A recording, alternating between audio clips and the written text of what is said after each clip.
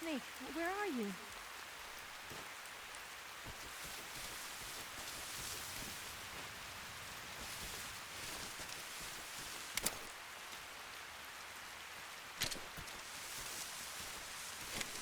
Where'd you go?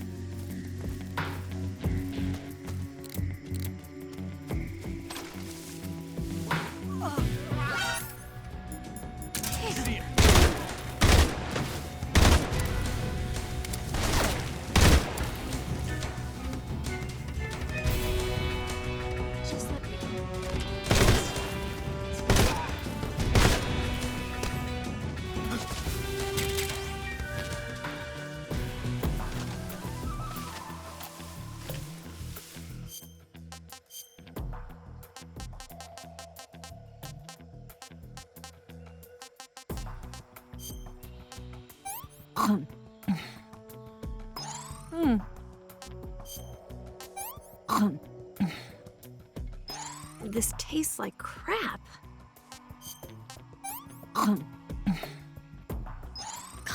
Yuck.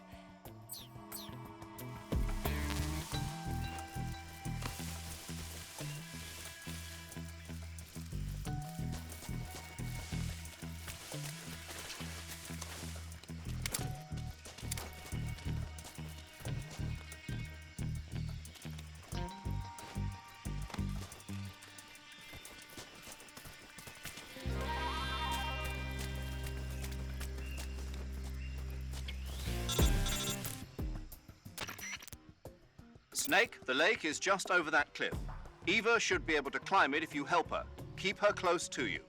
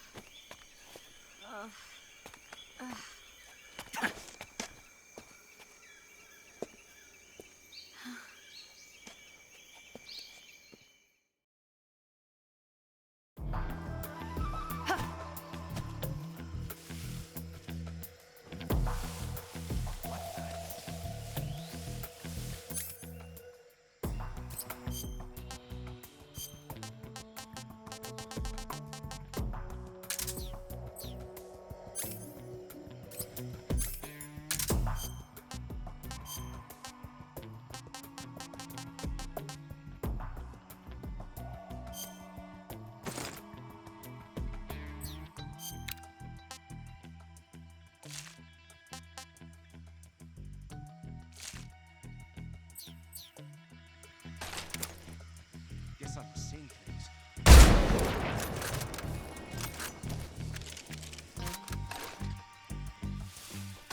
There's something out there.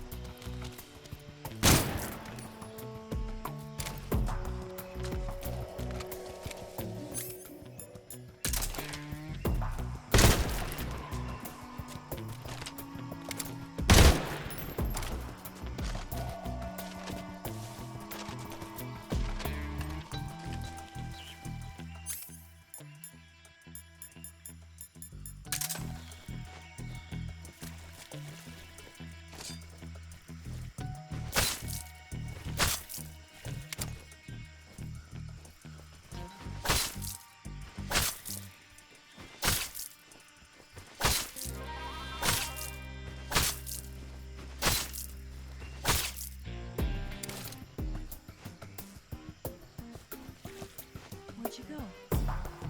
Where'd you go?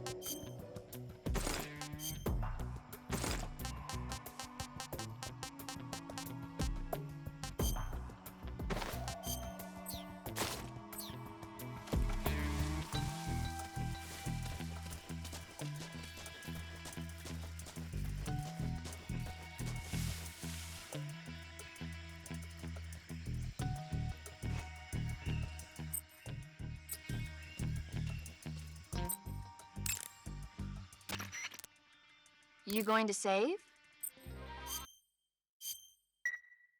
Good luck. Thanks.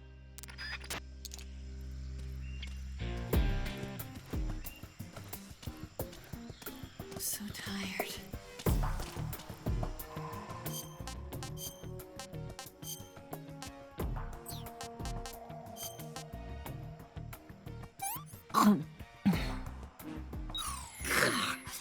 Don't give me this rotten stuff.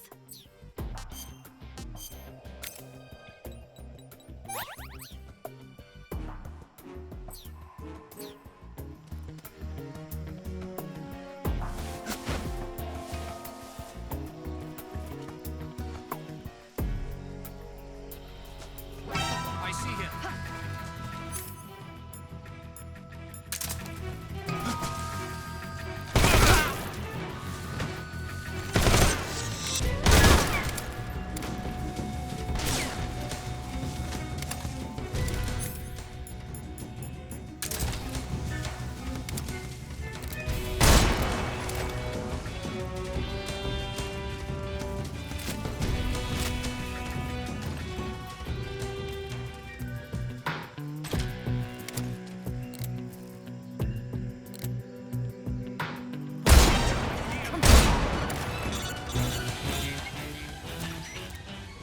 Snake, you're never going to make it up that cliff with the enemy attacking you. Take care of the enemy first, then climb.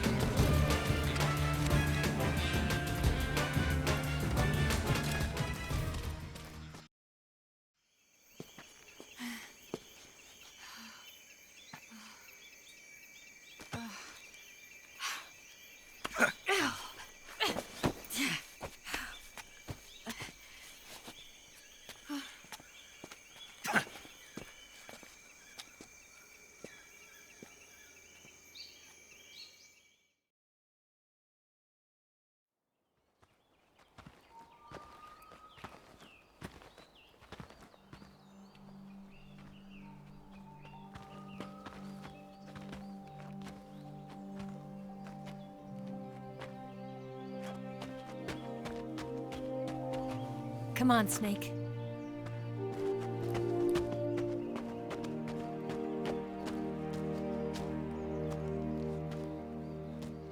We made it. We made it. Over there.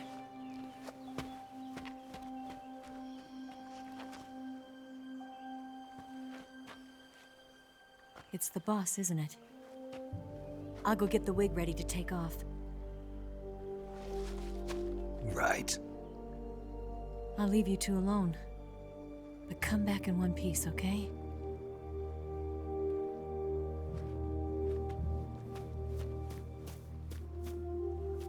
Promise me!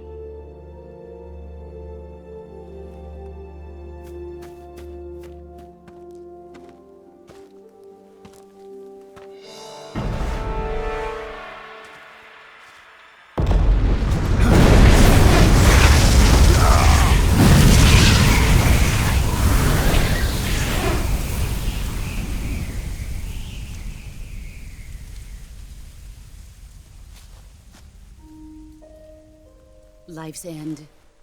Isn't it beautiful? It's almost tragic. When life ends, it gives off a final lingering aroma. Light is but a farewell gift from the darkness to those on their way to die. I've been waiting, Snake, for a long time. Waiting for your birth, your growth, and the finality of today. Boss. Why are you doing this? Why? To make the world one again. The world used to be whole. But with the end of the Second World War, the philosophers began to fight amongst themselves, and the world was torn apart. The Cobras, my comrades who trained and fought alongside me, were torn apart as well. The foibles of politics and the march of time can turn friends into enemies just as easily as the wind changes. Ridiculous, isn't it? Yesterday's ally becomes today's opposition. And this Cold War? Think back. When I was leading the Cobras, America and Russia were fighting together. Now, consider whether America and Russia will still be enemies in the 21st century. Somehow I doubt it. Enemies change along with the times, the flow of the ages, and we soldiers are forced to play along. I didn't raise you and shape you into the man you are today just so we could face each other in battle. A soldier's skills aren't meant to be used to hurt friends. So then what is an enemy? Is there such a thing as an absolute timeless enemy? There is no such thing, and never has been. And the reason is that our enemies are human beings like us. They can only be our enemies in relative terms. The world must be made whole again. The philosophers must be reunited. I will devote my skills to that purpose. And with the Colonel's money, I will achieve that end. Just as I once created the Cobras. They are my family. I may no longer be able to bear children, but I still have a family. It was November 1st, 1951. I was in the Nevada desert participating in atomic testing. The name Nevada is derived from Spanish, covered in snow, white as snow. And snow is exactly what I saw in that Nevada desert. It froze my blood white. Snake, you were an atomic test subject, weren't you? On Bikini Atoll. That's part of the reason I was drawn to you. You and I are alike. We're both slowly being eaten away by the karma of others. We'll never have the chance to die peacefully of old age. We have no tomorrow. But we can still have hope for the future. In 1960, I saw a vision of the ideal future from space. 3 years earlier, the Soviet Union had succeeded in launching Sputnik, the first man-made satellite in history, into orbit. This came as a huge shock to the United States. In response, America threw everything it had into its own manned spaceflight project, the Mercury program.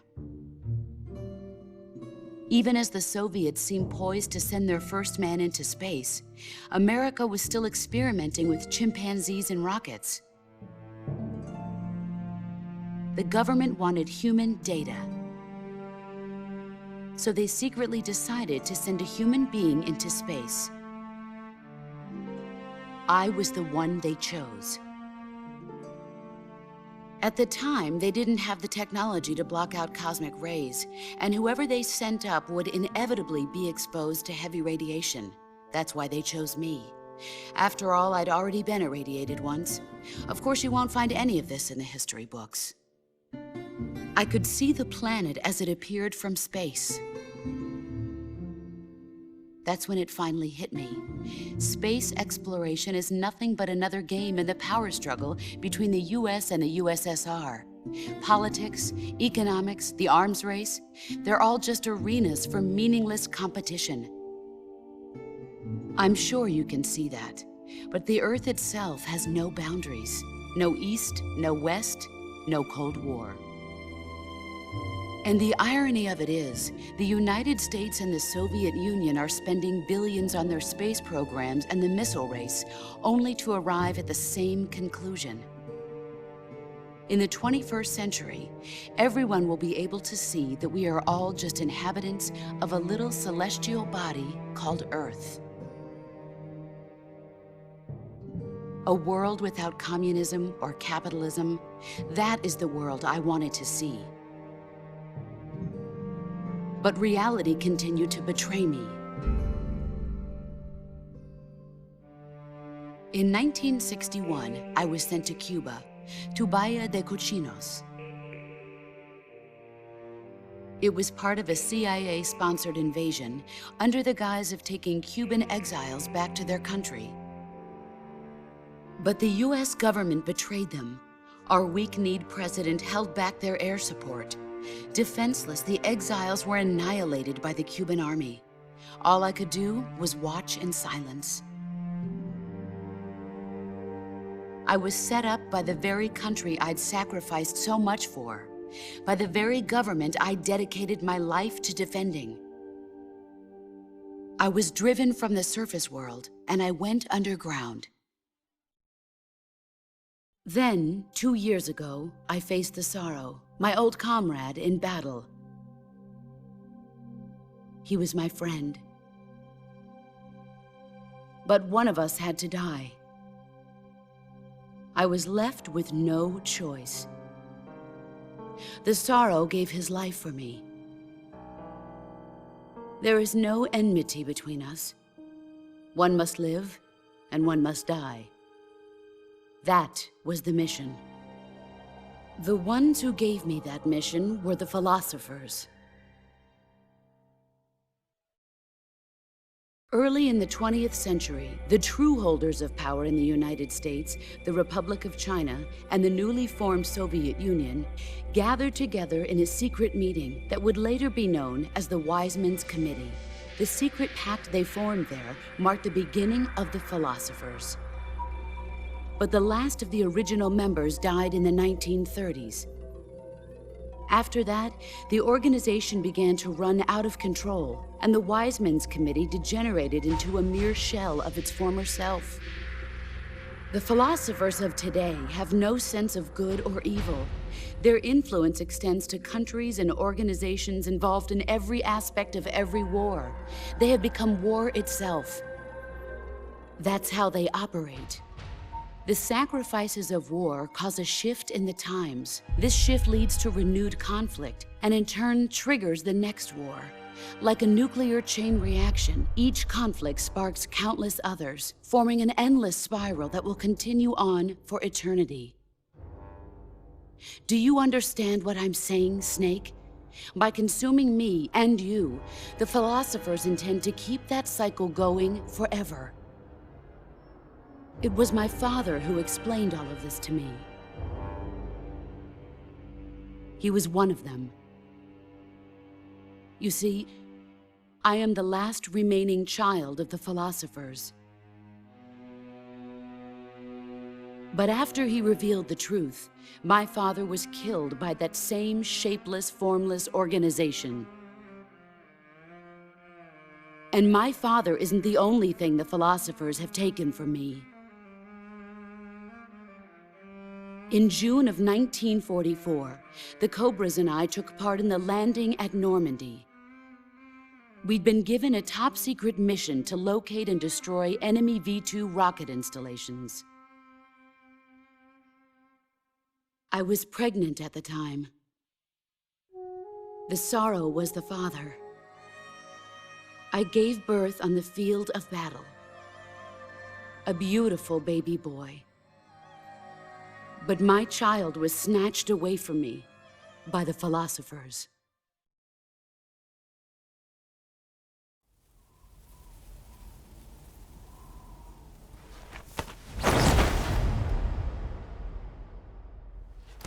Look at this scar. This is proof that I was once a mother. I gave up my body and my child for my country. There is nothing left inside me now. Nothing at all. No hatred, not even regret. And yet sometimes at night, I can still feel the pain creeping up inside me, slithering through my body like a snake.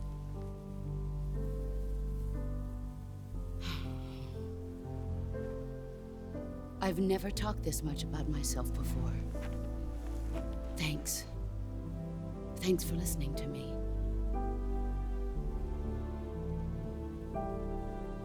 I feel content. Snake, commence the operation. I raised you. I loved you. I've given you weapons, taught you techniques, endowed you with knowledge. There is nothing more for me to give you. All that's left for you to take is my life, by your own hand. One must die, and one must live. No victory, no defeat. The survivor will carry on the fight. It is our destiny. The one who survives will inherit the title of boss. And the one who inherits the title of boss will face an existence of endless battle. I'll give you 10 minutes. In 10 minutes, MiGs will come and bomb the hell out of this place. If you can beat me in less than 10 minutes, you'll be able to escape in time.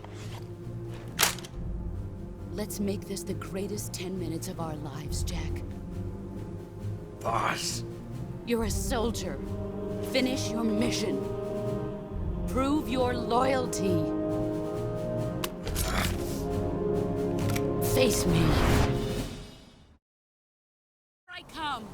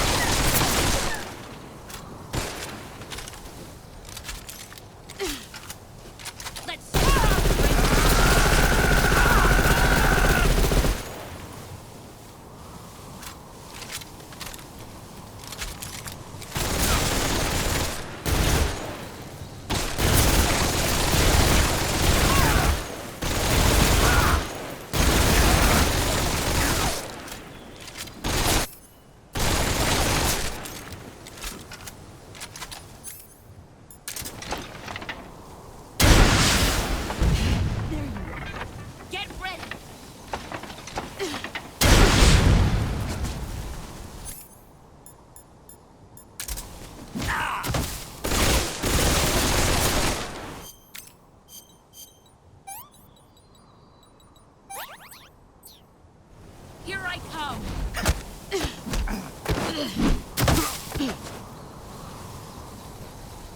I'm disappointed.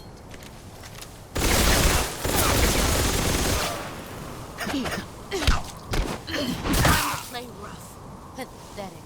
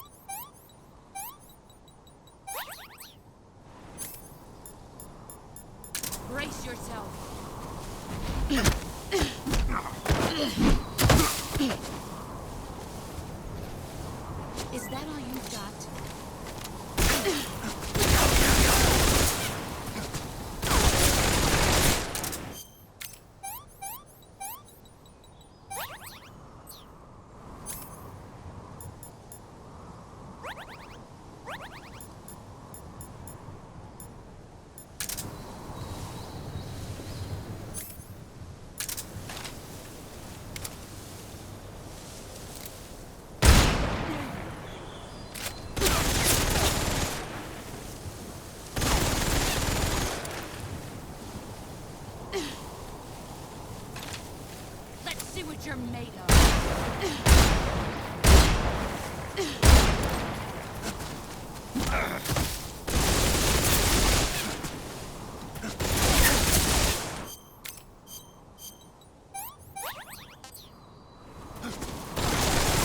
Brace yourself.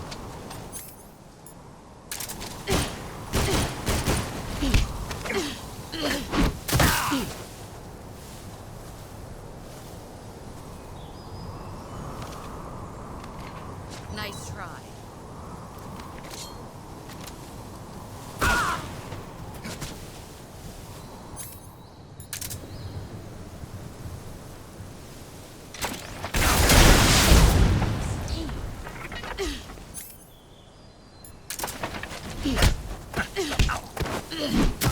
Pathetic.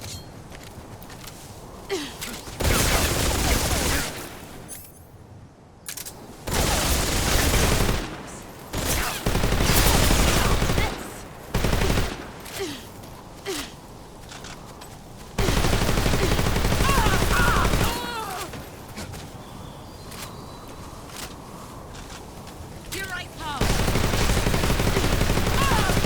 Here I come!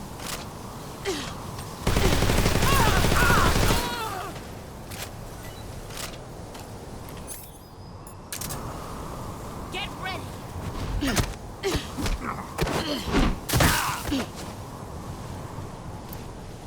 Is that all you got?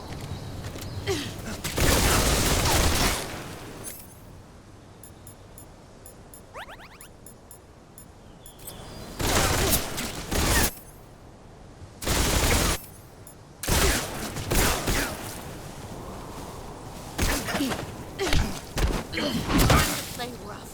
Pathetic. 5 more minutes.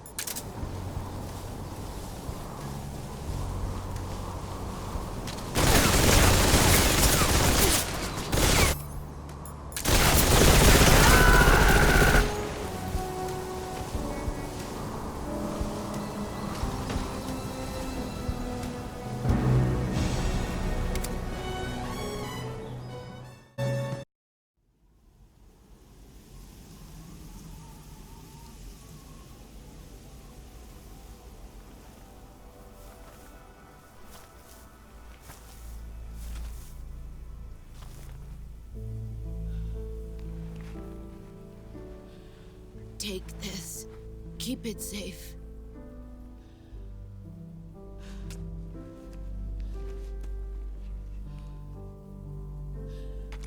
It's our only hope.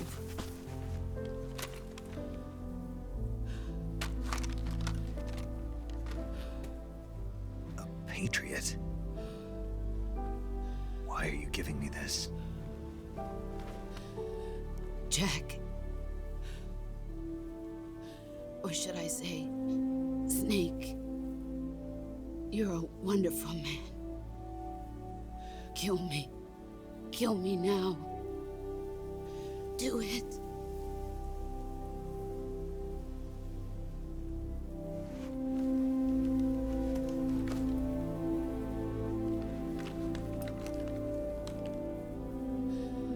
There's only room for one boss and one snake.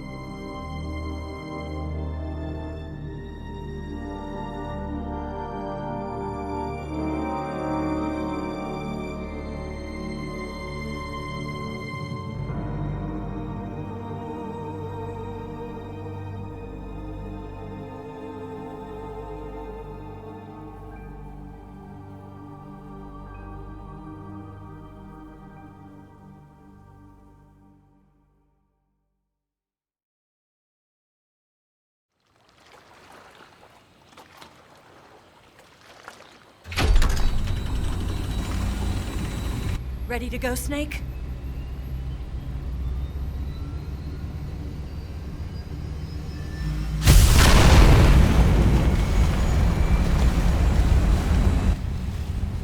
Are you okay? Snake? Yeah.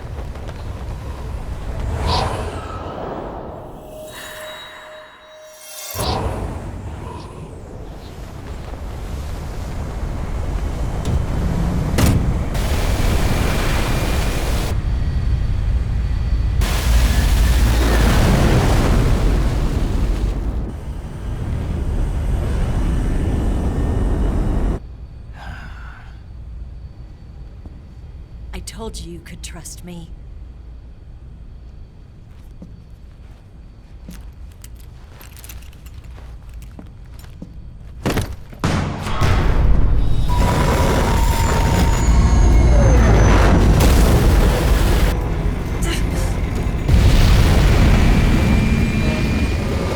Snake! Ocelot! We're not done yet!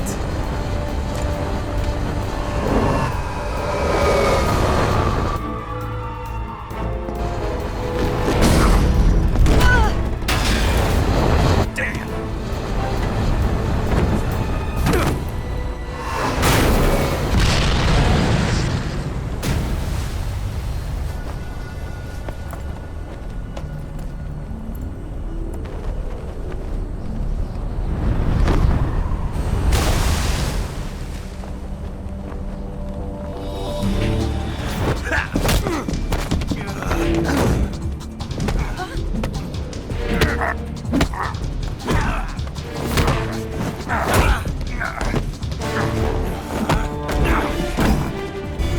Too heavy!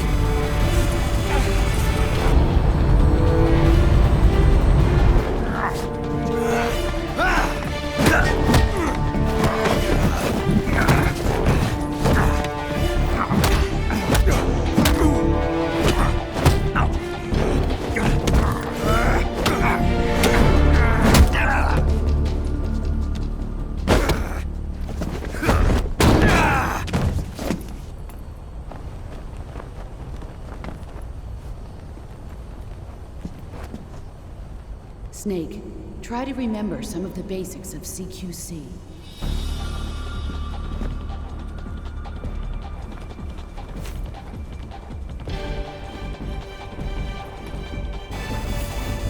Not good!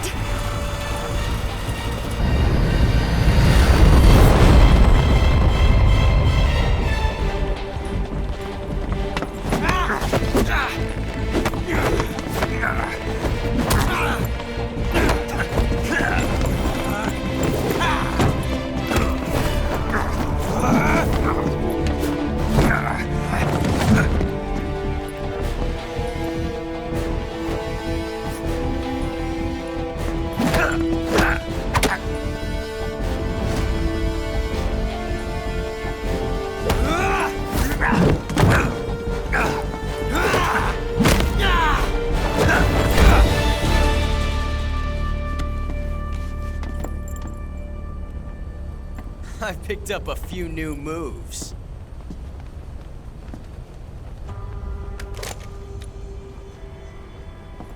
Huh. It doesn't feel right to shoot an unarmed man. But I'll get over it. Eva!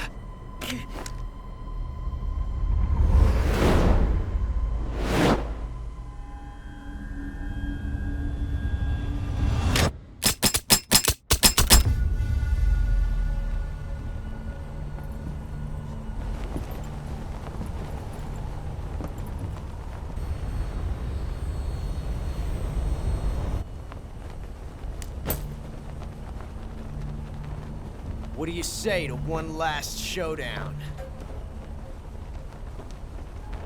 Yeah, all right.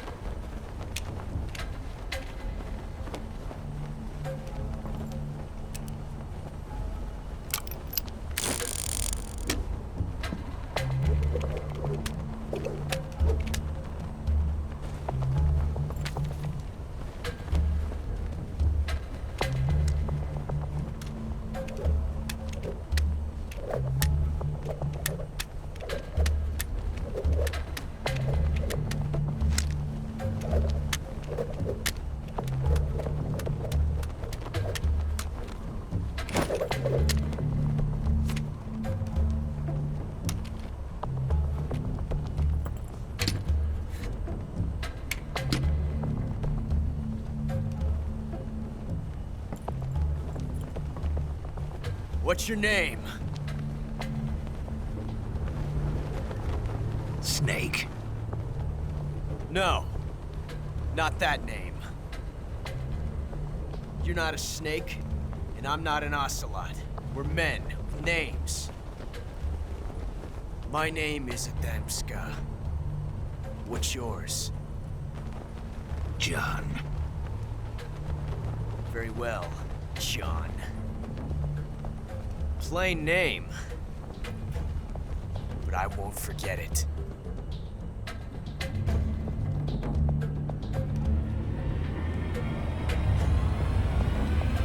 Come on!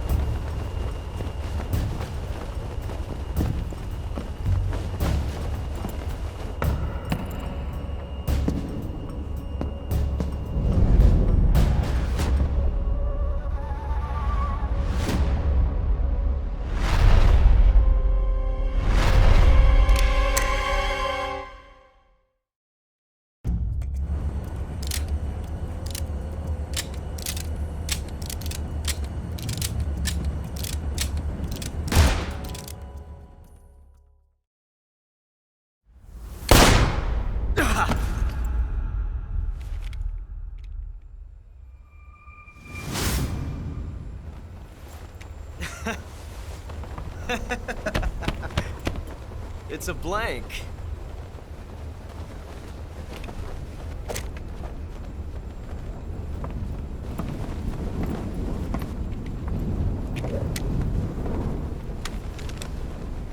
That was fun.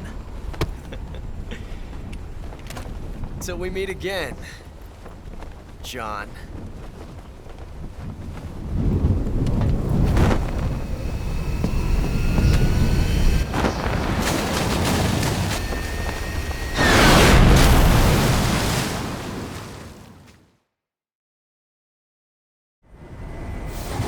Snake! Give me a hand! Pull!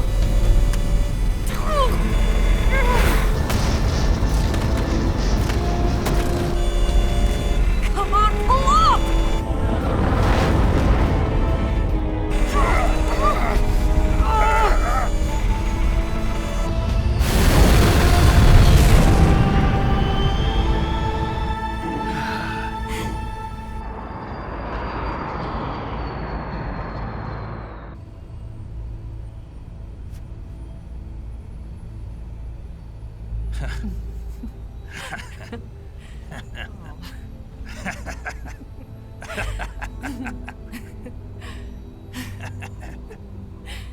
We made it. Yeah, we sure did.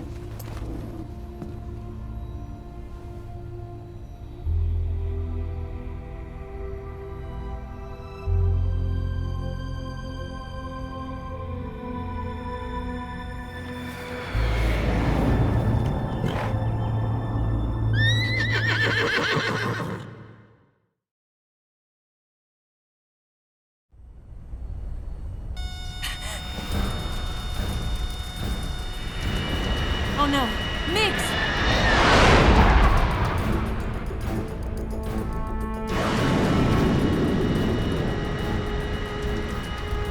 There's no way out! What are we gonna do? We've come too far to let them stop us now. Those things have got to be armed. It's no use. There's no way we can outmaneuver them.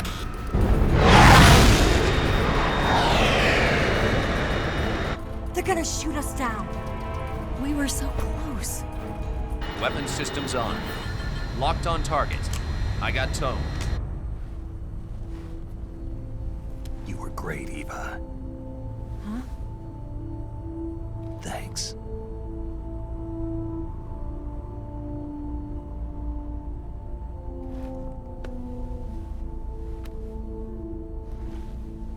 Oak 19, this is Control. Stand by for a direct order from the chairman. Oak 19, return to base immediately. Direct order from Comrade Khrushchev. Return to base immediately. Vault 19, do you copy? Understood. Aborting mission. RTB. Look! The MiGs are turning back! Woo!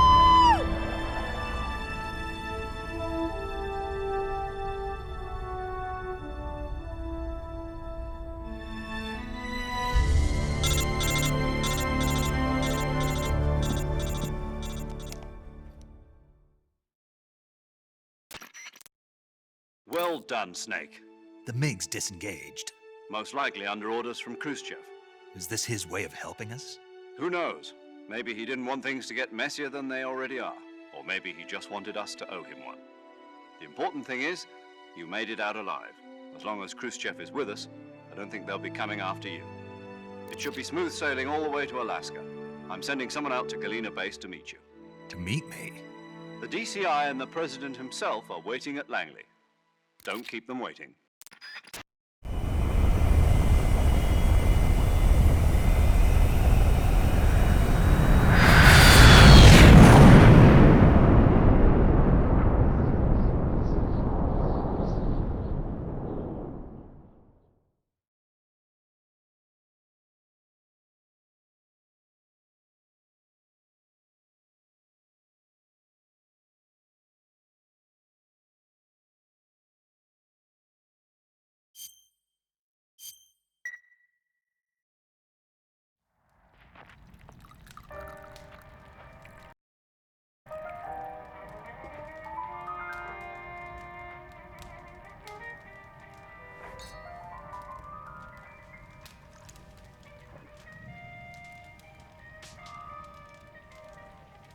So what are you going to do now? Go back to the KGB?